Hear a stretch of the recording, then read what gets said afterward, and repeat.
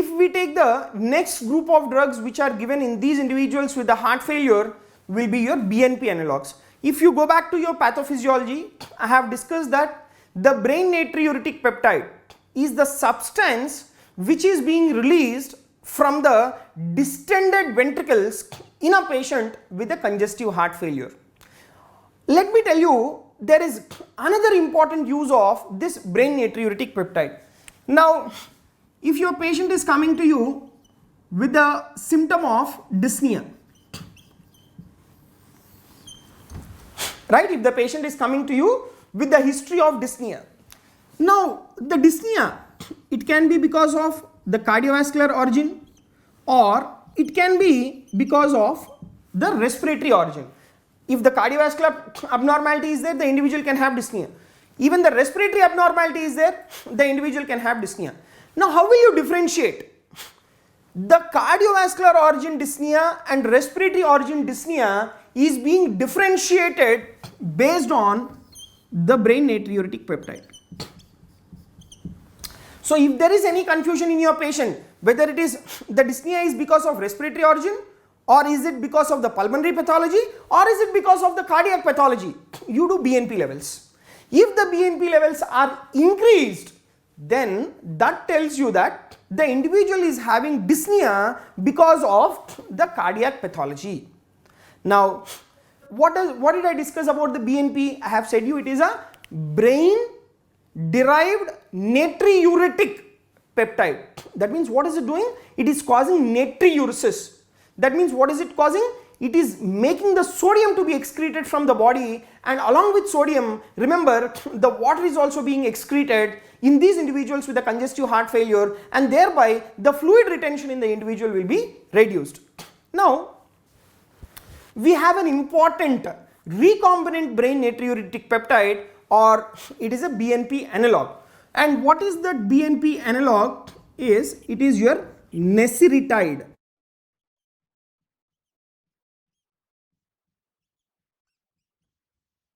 It is your Nesiritide. So remember, Nesiritide, it is a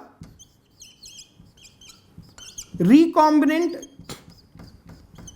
brain natriuretic peptide. Normally also, this brain natriuretic peptide, it is secreted by the ventricles. Now, this brain natriuretic peptide, that is the Nesiritide, it also has one additional action. What is that additional action apart from natriuresis? Is this Nesiritide, it will also cause vasodilation. Now, what is the advantage by causing this vasodilation? The advantage by causing vasodilation is the afterload on the heart will be reduced. So, as the name suggests, it increases the excretion of sodium from the kidneys. That is what is the effect of your Nesiritide. Next, and let me talk some very important points about this particular Nesiritide. Remember, this particular Nesiritide, it has very short T-half, right? It has very short T-half.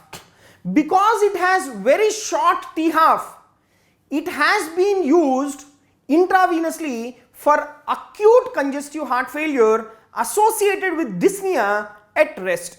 So, because of short T-half, it is used intravenously in acute congestive heart failure.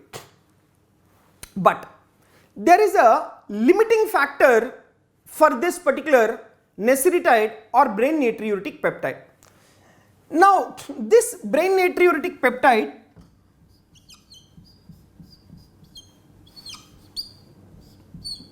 it is being neutralized or it is being broken down by an enzyme called neutral endopeptidase, which is present in our body.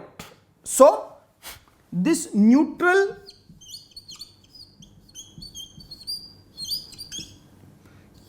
endopeptidase,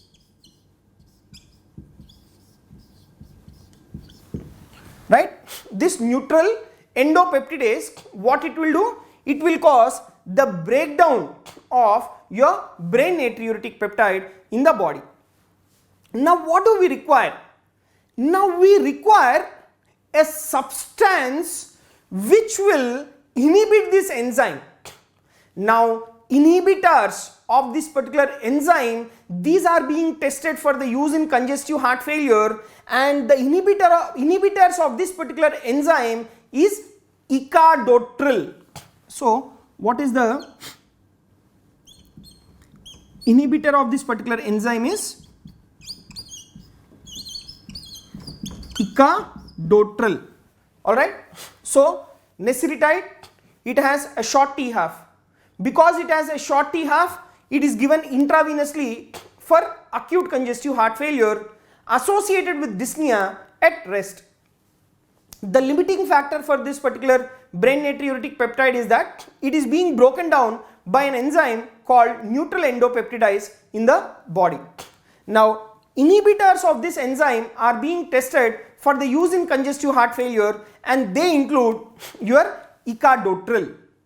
Now if you take the main aim is to decrease the work of the heart by decreasing the preload and afterload, and thereby the mortality of the individual will be reduced by reversing the cardiac remodeling.